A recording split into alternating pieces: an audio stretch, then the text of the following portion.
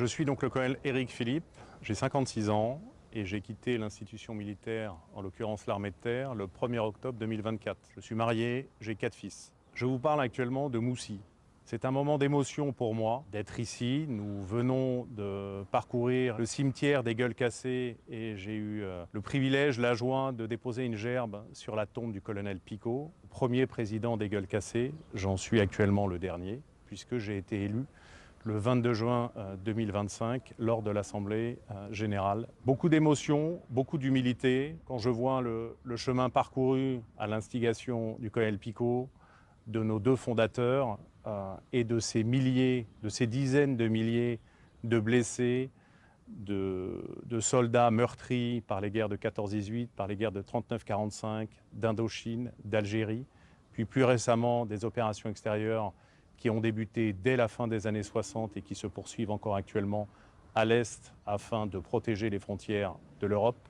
Je n'ai pas été blessé physique, je suis ce qu'on appelle un blessé atteint du syndrome de stress post-traumatique. Cette transmission qui m'oblige, qui nous oblige, nous, membres du conseil d'administration, salariés du siège, salariés du domaine du Coudon, salariés de notre EHPAD, mais surtout nos délégués régionaux, nos délégués départementaux et surtout nos 3500 adhérents, ainsi que les 1600 ressortissantes, puisque nos compagnes et nos conjointes font partie de la cohorte des Gueules Cassées. Sans elles, nous ne sommes pas grand-chose. J'en ai fait la bonne expérience grâce à mon épouse. Cette cohorte qui nous suit est présente ce matin à Moussy. Et je suis là pour transmettre les valeurs, la mémoire et surtout apporter ma pierre à l'édifice. Je l'ai déjà dit, je suis donc blessé psychique. Je ne suis pas blessé physique.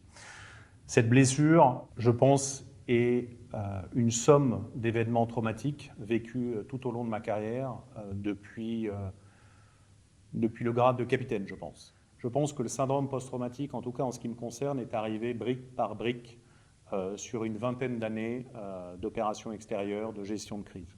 On arrive en 2015 aux attentats du Bataclan. On est un vendredi soir, ce fameux 13 novembre. Et donc les choses se déclenchent assez rapidement à 21h30 et bien donc on fait le job. Je fais le job grâce à mes sous-officiers, mes officiers, mes militaires du rang. Donc effectivement ce soir-là, la France a perdu beaucoup. Néanmoins, pour revenir sur ces affaires de fragilité, le Bataclan reste pour moi, peut-être plus que le reste, une vraie fêlure. Cette fêlure nous amène à 2016. Je bataille pour prendre un commandement absolument magnifique, qui est le adjoint au secteur nord de l'opération de la MINUSMA au Mali, où le poste est à Kidal.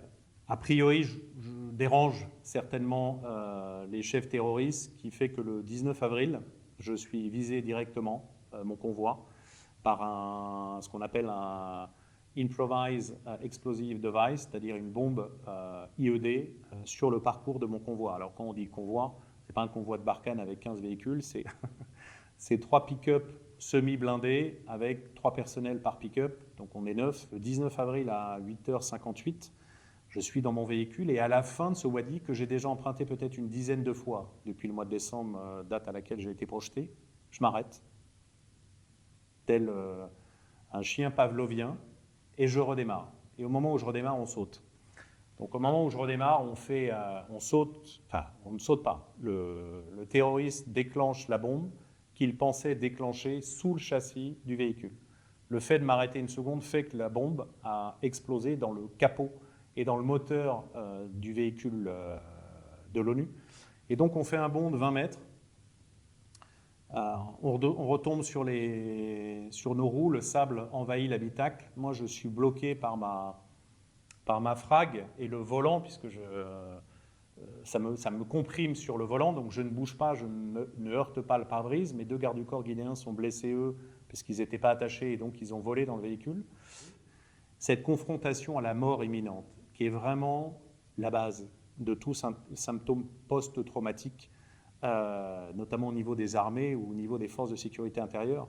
Quand je suis rentré de mission, je me suis retrouvé dans une phase où le blessé psychique que j'étais à ce moment-là, que je suis toujours, mais en mauvais état à ce moment-là, vous êtes dans le réel de rien. Et cette phrase est à méditer, puisque quand j'en discute avec mes camarades blessés psychiques, membres des gueules cassées ou pas d'ailleurs, c'est pas une obligation, vous êtes véritablement dans le réel de rien. C'est-à-dire que vous vous levez, vous vous rasez, vous allez éventuellement faire des courses, vous vous asseyez à table avec votre épouse, vos enfants, mais vous n'êtes pas là. Vous écoutez, vous pouvez de temps en temps parler, mais ce que vous dites n'a pas beaucoup d'intérêt, ou en tout cas vous vous forcez à parler. Vous êtes dans le réel de rien. Personne ne sait que vous êtes blessé quand vous n'êtes que blessé psychique. Et donc les gens ont du mal à comprendre quel est le problème, puisque vous arrivez, vous avez vos deux bras, vos deux jambes, vous avez toute votre tête, entre guillemets, vous n'êtes pas véritablement une gueule cassée physique. Dans cette phase de reconstruction, il y a 3 choses qui m'ont aidé. 4 choses, pardon. La première, c'est mon psychiatre, qui était le médecin-chef Frédéric Paul, qui m'a suivi pendant 2 ans lorsqu'il était chef du service psychiatrie à l'hôpital Lavéran de Marseille. Le deuxième point qui m'a, je dirais, permis de vous parler avec beaucoup de recul comme aujourd'hui, c'est mon épouse, Sylvie. Le troisième a été les médicaments. Et le quatrième point qui m'a beaucoup aidé, et j'en suis d'autant plus ravi, c'est qu'elle travaille 2 étages au-dessus de mon bureau, d'où je vous parle. C'est la CABAT, la cellule d'aide aux blessés de l'armée de terre, de grands serviteurs de l'État, très anonymes, en l'occurrence à l'époque, le sergent-chef Christine Vitu, qui est maintenant cadre supérieur au niveau des gueules cassées, qui a été recruté par mes prédécesseurs ici, et qui a été d'une aide absolument incroyable. J'ignorais à l'époque que la blessure psychique était rentrée dans l'union des blessés de la face et de la tête et de l'intérieur de la tête, et donc j'ai adhéré il y a quelques années. J'ai continué mon parcours militaire, que ce soit au Liban, au niveau de la délégation militaire départementale du 93, notamment dans le cadre des Jeux Olympiques 2024. Et j'ai rencontré pour la première fois le président Lucien Flamand, puisque le président Lucien Flamand a été élevé à l'honorariat de la présidence des gueules cassées. C'était mon prédécesseur comme président. Donc nous l'avons élevé président honoraire. Et lorsque j'ai rencontré Lucien en septembre 2024, très récent, le courant a tout de suite marché parce que c'est un type absolument incroyable de dévouement, de gentillesse, de recul. Il a 82 ans, il est blessé, brûlé comme pompier de Paris. Enfin bref, c'est un héros comme on aime les imaginer dans les histoires d'Épinal de la BSPP, un type incroyable qui m'a beaucoup marqué. Il m'a dit « Tu dois servir la cause comme président ». Après avoir servi la France, l'armée de terre, mes camarades, pendant 33 ans, eh bien depuis le 22 juin 2025, je vais essayer de servir la cause des blessés, servir la cause de mes membres. Ma présidence, elle va s'articuler sur 3 axes. La première, c'est la collégialité au niveau du conseil d'administration. Toutes les décisions qui pourraient mûrir à mon niveau ou au niveau du bureau, nous allons les soumettre au conseil d'administration qui va les avaliser, les voter ou non. Et deuxièmement, collaboratif. Nous avons un réseau d'une centaine de personnes, porte-drapeau, délégués départementaux, délégués régionaux. Je souhaite les associer davantage pour m'aider afin d'optimiser, d'avoir une vision à court terme, moyen terme et long terme de l'avenir de l'UBFT, mais de leur avenir à tous et de notre avenir à tous. J'ai besoin de leur vision. Nous sommes trop souvent une France jacobine.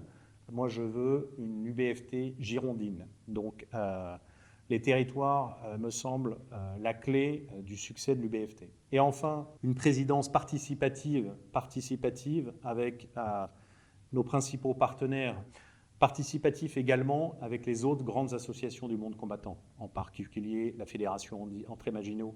Nous sommes les 2 plus grandes associations du monde combattant. Nous allons travailler ensemble, travailler avec nos camarades des Ailes brisées, travailler avec tout le monde associatif du monde combattant, que nous aidons parfois avec nos moyens financiers qui sont importants certes, mais que nous mettons, si possible, à disposition sur des projets intéressants et qui vont dans le sens du bien-être, notamment des blessés ou des familles de décédés par moment.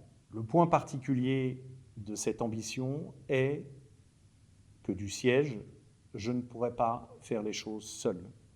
J'ai un bureau qui va m'y aider, j'ai des salariés, un directeur général en la personne d'Olivier Roussel absolument incroyable, Ça fait 20 ans qu'Olivier est directeur général des Gueules Cassées. Je conçois que cette présidence soit ambitieuse. Nettement, cette ambition, c'est la vôtre, c'est la nôtre. Nous sommes là, bien évidemment, pour nos membres au niveau des Gueules Cassées, mais nous sommes là également pour aider l'État, les armées à œuvrer pour la cause des blessés en général et pour les blessés de la face et de la tête en particulier.